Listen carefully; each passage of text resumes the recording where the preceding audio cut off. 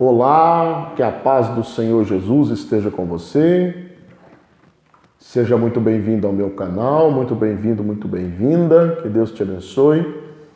Hoje nós vamos estudar mais uma lição das revistas da CPAD, da classe dos jovens. Estamos estudando Jesus, o Filho de Deus, na classe dos jovens. Nós estamos estudando o Evangelho de João e hoje nós vamos estudar dos 7 sinais registrados no Evangelho de João. Nós vamos estar estudando o 5º sinal, que é Jesus anda sobre o mar. É a lição de número 8, que será ministrada em classe no dia 20 de fevereiro de 2022. Então vamos para o texto principal da nossa aula, da nossa lição, que diz: E tendo navegado uns 25 ou 30 estádios, viram Jesus andando sobre o mar e aproximando-se do barco e temeram. Porém ele lhes disse: Sou eu, não temais. João capítulo 6, versículos 19 e 20. O resumo da lição diz: Os discípulos se viram diante de uma situação frente à qual eram impotentes. Isso acontece muito conosco, né? E foi naquelas circunstâncias que Jesus se revelou a eles. Então este é o resumo da lição desta semana. A leitura bíblica em classe, o texto bíblico, na classe dos jovens, é chamado de texto bíblico, está em João capítulo 6, do versículo 16 ao 21, que diz: E quando veio a tarde, os seus discípulos desceram para o mar. E entrando no barco, passaram o mar em direção a Cafarnaum, e era já escuro. E ainda Jesus não tinha chegado perto deles. E o mar se levantou porque um grande vento assoprava. E tendo navegado uns 25 ou 30 estádios, viram Jesus andando sobre o mar e aproximando-se do barco e temeram. Porém ele lhes disse: Sou eu, não temais. Então eles de boa mente o receberam no barco, e logo o barco chegou à terra para onde iam. Então este é o texto bíblico, que dá o embasamento para a lição. A lição ela tem 3 pontos. O mar se levantou, vamos ver aí, que os discípulos estavam no barco e se levantou uma grande tempestade, e o mar ficou revolto. O ponto 2, o processo da revelação de Jesus, como que Jesus se revelou a eles, através da expressão sou eu, não temas. E 3, treinando os apóstolos. Então, nós vamos ver a ordem de Jesus para que eles fossem para o outro lado, do mar. Isso é proposital para que eles tivessem uma lição, recebessem uma lição do Senhor Jesus. Então, esta é uma visão geral, panorâmica da lição de hoje. Então, vamos para o ponto de número 1, o mar se levantou. Subtópico 1, a cronologia dos fatos. Então, pela narrativa feita por João, Mateus e Marcos, entendemos que a travessia do mar da Galileia foi iniciada na tarde do mesmo dia da multiplicação dos pães. Então nós já estudamos a multiplicação dos pães, e na tarde daquele dia, segundo o versículo 16 do texto bíblico, e quando veio a tarde, os seus discípulos desceram para o mar. Então entendemos pelo texto bíblico que a tarde aqui é a tarde do mesmo dia que Jesus multiplicou os pães e os peixes. Então, só para você se situar, E essa travessia, ela necessitava de um tempo considerável, Principalmente as embarcações primitivas daquela época. Porque o mar da Galileia, o mar de Tiberíades, ele era bem grande. Ele era um grande lago, de água doce, porém muito grande. Então, por isso a Bíblia se refere a ele como mar. Então, aquela travessia necessitava de um bom tempo para chegar do outro lado. E a Bíblia diz que eles haviam, no versículo 19 do texto bíblico, que eles haviam já andado, navegado entre 25 e 30 estádios. Isso dá mais ou menos, de 4 quilômetros a 5 quilômetros, de 4,5 km a 5,5 km, mais ou menos. Então eles já estavam a uma distância considerável mar adentro, ok?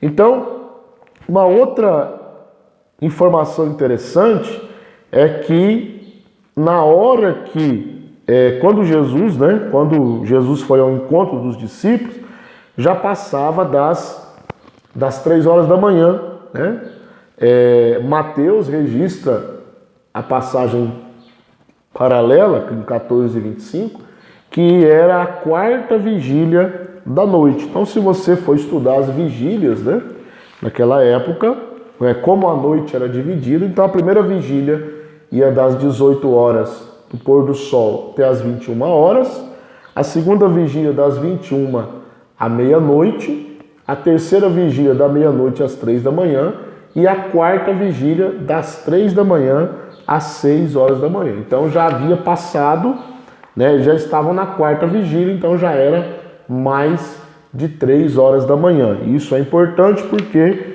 eles estão num barco, a quase 5 quilômetros, em média, da terra, sozinhos, e Jesus não está lá. Então você imagine, e o mar revolto, imagine o sentimento dos discípulos ali. Então esse foi o primeiro ponto, a cronologia dos fatos, para você entender mais ou menos quando aconteceu isso, a que horas, esse ponto nos ensinou aqui,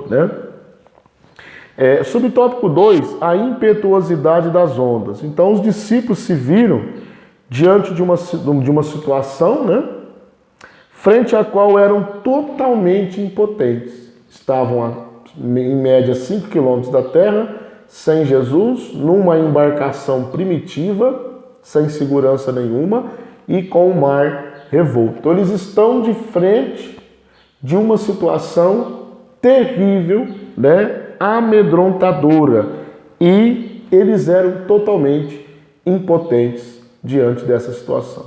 E aplicando para nós, é isso que acontece conosco na maioria das vezes. Às vezes nós estamos diante de uma situação em que nós não temos como resolver. Nós somos impotentes diante de tal situação. O Mar da Galileia, ele tinha uma extensão mais ou menos de 20 quilômetros, por isso que era um grande lago, 20 quilômetros, água doce, mas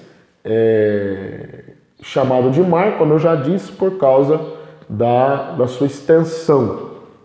E ali era comum, ventos inesperados, tempestades, geralmente isso era comum, levantavam-se tempestades ali, muitos ventos, e isso aconteceu com os discípulos, Então foi nessa situação de pavor, que Jesus apareceu para eles andando sobre o mar. Você pode conferir isso, nós já lemos no versículo 19 do capítulo 6 de João.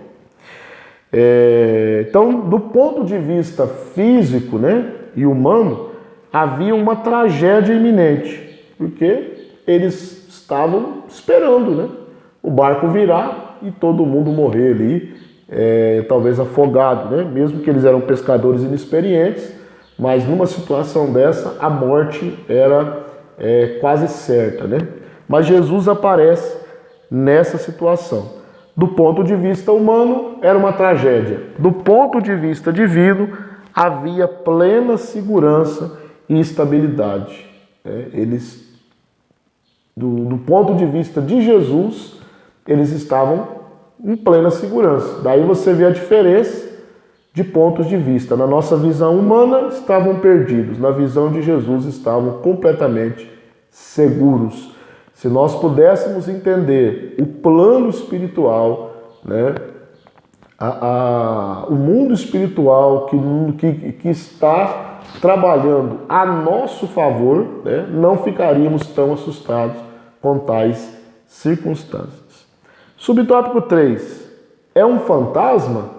Então, os discípulos, diante de verem Jesus, né, andando sobre as águas, eles pensaram que era um fantasma e deram grandes gritos, né? É de se imaginar que os discípulos não cogitassem que Jesus fosse tão poderoso a ponto de andar sobre as águas. Isso aqui é uma informação interessante, o autor não está afirmando, né, mas é interessante porque se eles viram, né, Jesus e acharam que era um fantasma, lógico, levando em consideração o medo, né, o medo às vezes faz a gente ver coisas que não existem, mas levando em consideração o medo, mesmo assim, é possível, não é uma afirmação, que eles não tivessem esta visão ainda de Jesus, né?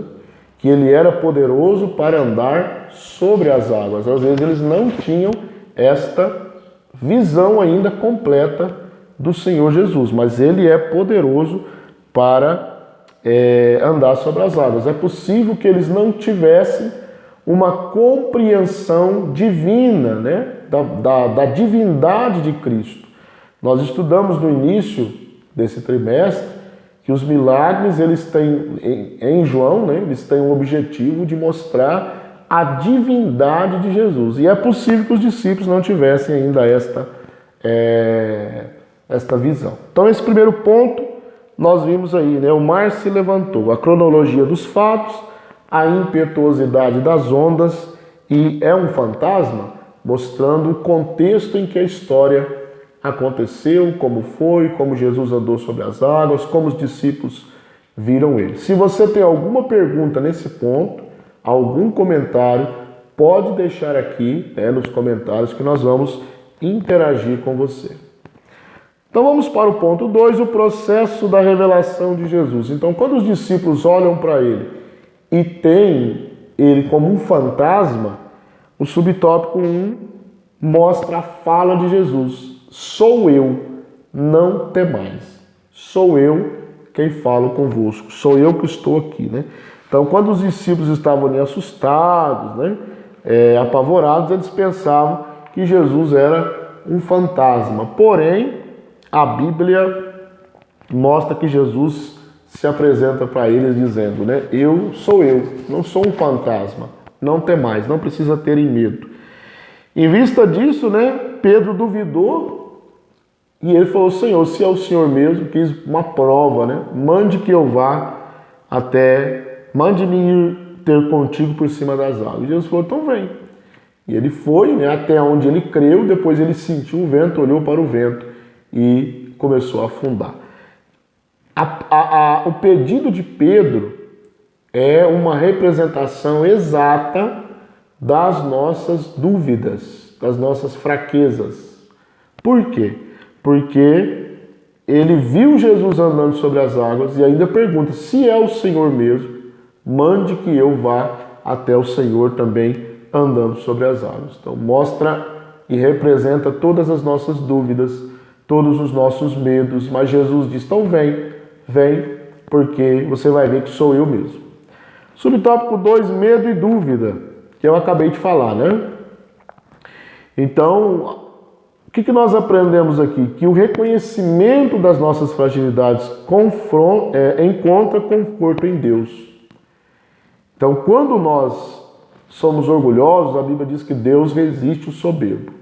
Mas quando nós somos humildes, entendemos que Deus está no controle de tudo, reconhecemos a nossa fragilidade, entendemos, como diz o Salmo 46, verso 1, que Ele é o socorro bem presente na angústia, né? Que não devemos duvidar da sua palavra, como Pedro fez.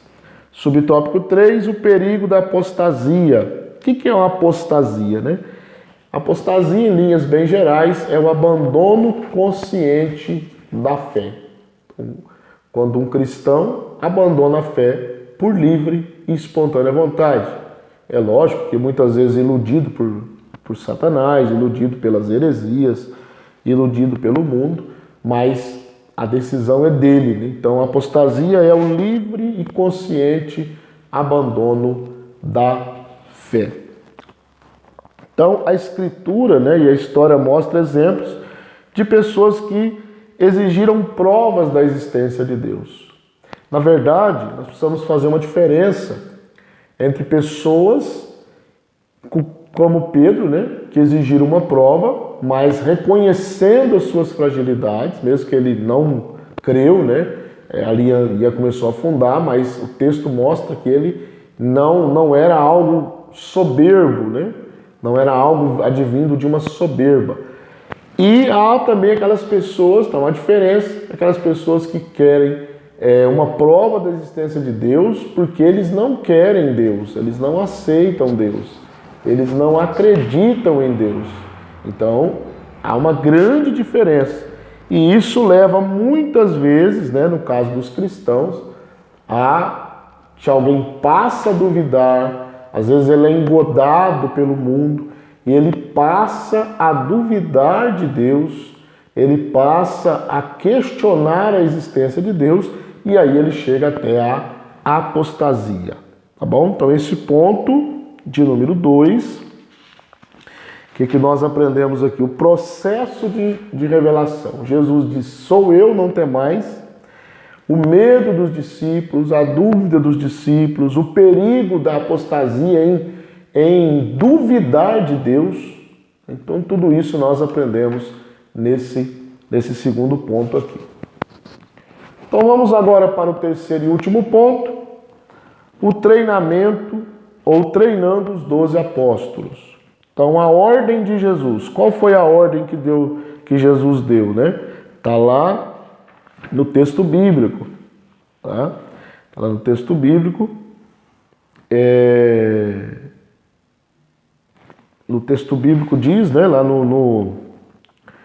a ordem que Jesus deu, ele ordenou, né, que na verdade Mateus 14, 22, né, não no texto bíblico, mas Mateus 14, 22, que é a mensagem, é o texto paralelo, né, Mateus 14, 22, diz o seguinte, isso foi uma ordem, né, foi uma ordem de Jesus. E logo Jesus ordenou que os seus discípulos entrassem no barco e fossem adiante para outra banda enquanto despedia a multidão. Então, o verbo aí é ordenou. Então, foi uma ordem. E esta ordem, para que os discípulos entrassem no barco, faz parte, essa ordem faz parte do treinamento que Jesus iria dar para os discípulos, né? Ele estava agora começando a ensinar uma lição para eles e treinar eles. Então ele dá esta ordem, né? Marcos 6,45, outra passagem do mesmo acontecimento, mostra que Jesus obrigou os seus discípulos, ou seja, uma ordem, né? Então, tanto Mateus como Marcos dizem que depois de despedir a multidão, Jesus subiu ao monte para orar. Então, ele ordena os discípulos que vão para o outro lado, entrem no barco, e ele vai, segundo Mateus e Marcos, ele vai para um monte e ele vai orar, né?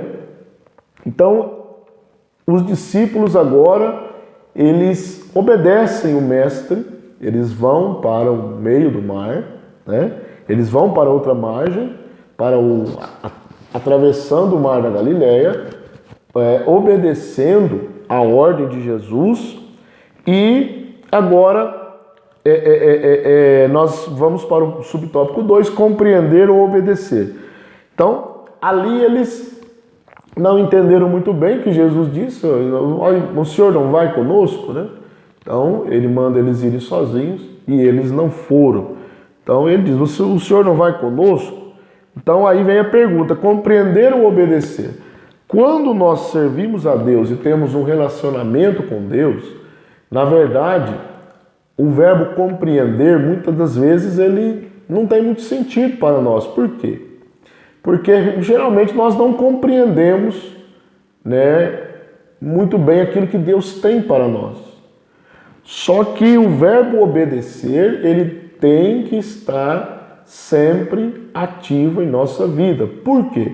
Porque muitas vezes nós não compreendemos. Lembra quando Deus mandou Abraão, até nós vamos falar isso aqui no outro ponto, ir para a sua terra, já vamos aproveitar, né? Fé e confiança, subtópico 3. Quando Deus manda Abraão ir para a sua terra, o relacionamento, ir para uma terra, melhor dizendo, que ele não sabia onde era, já começa por aí, ele não sabia onde era a terra, né? Então ele não quis compreender, ele teve confiança e fé e foi para esta terra. Um outro exemplo é quando Deus pede o seu filho Isaque, filho da promessa, o filho que ele tanto buscou, agora Deus está pedindo ele em sacrifício. E ele mesmo assim obedece, porque segundo Hebreus 11:8, ele cria que Isaque, né, ele poderia ser ressuscitado por Deus, se por acaso Deus permitisse Abraão sacrificá-lo, né? Ele com certeza teria o poder de ressuscitá-lo. Então Abraão foi nesta fé, né? Então esse ponto de número 3, nós aprendemos aí que Jesus, ele treinou os discípulos, ele ensinou uma lição, né? Mostrando que ele era Deus, andando sobre as águas, mostrando a necessidade dos discípulos crerem em Deus, e ele submeteu os discípulos a uma situação difícil, tá? Para que eles pudessem estar aprendendo a depender totalmente de Deus. E é isso que nós devemos fazer. Você jovem, moço, moça, desde cedo, você precisa aprender a depender totalmente de Deus, tá bom? Então esta foi a lição de número 8. Lição de número 8, o quinto sinal, Jesus anda sobre o mar, tá bom? Espero que esta lição sirva de bênção para você, sirva de crescimento espiritual, de edificação espiritual. Que Deus em Cristo te abençoe e até a próxima aula.